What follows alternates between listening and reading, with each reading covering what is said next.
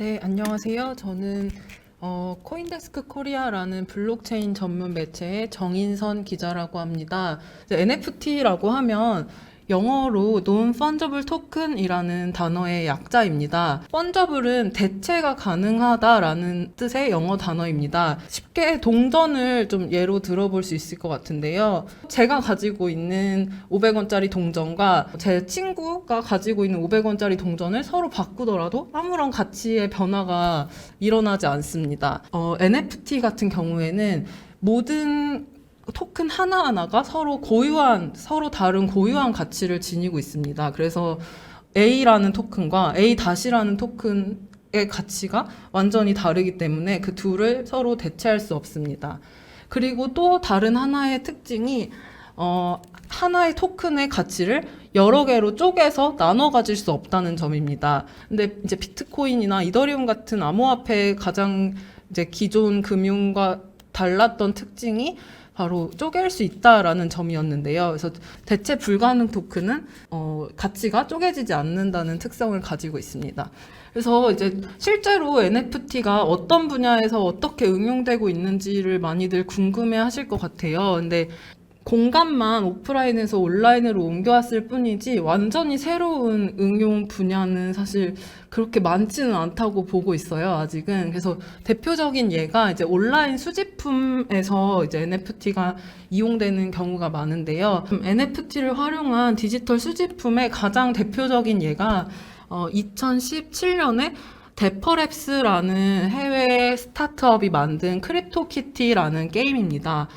고양이가 무슨 색인지, 얼굴에 무슨 무늬가 있는지, 또 귀의 모양은 어떻게 생겼는지, 눈은 어떻게 생겼는지, 뭐 그런 특징들에 따라서 희소성이 결정이 되고, 이제 그 희소성에 따라서 수요 공급 그리고 가격이 결정이 됩니다. 그리고 이제 앞에서 보여드린 디지털 수집품에서 조금 발전된 응용 사례가 이제 게임 아이템 분야입니다. A라는 게임에서 산 아이템이 있는데 그거를 현금으로 아이템 거래가 많이 이루어지잖아요. 근데 그게 그 게임 회사가 직접 아이템을 거래하세요라고 마켓플레이스를 열어주는 경우는 거의 없습니다. 근데 이제 블록체인에서는 그 소유권이 게임 회사에 있지 않고 정말 이용자에게 노드를 운영하는 컴퓨터들에게 있기 때문에 그 게임 회사의 동의를 구하지 않고서도 아이템을 바깥에서 거래하는 것이 가능합니다.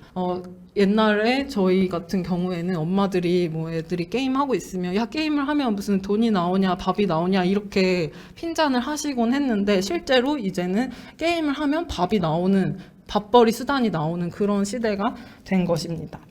그리고 세 번째 응용 분야는 온라인 가상 부동산입니다. 요새 이제 메타버스 관련된 이야기가 굉장히 많이 나오고 있는데 이제 온라인상의 공간도 하나의 자산으로 인식되고 거기에 이제 가치가 부여돼서 거래가 되고 있습니다. 이제 이 자기가 소유한 땅 안에다가 이제 직접 게임을 만들어서 그 안에서 이제 이용자들이 들어와서 게임 이용료를 받을 수도 있고 땅이 있으면 그 땅을 이용해서 자기가 원하는 방식으로 디지털 상에서의 수익을 낼 수 있습니다. 그리고 NFT는 그 메타버스 속에서 쓰이는 화폐이기도 하고 그리고 거기서 유통되는 재화이기도 합니다.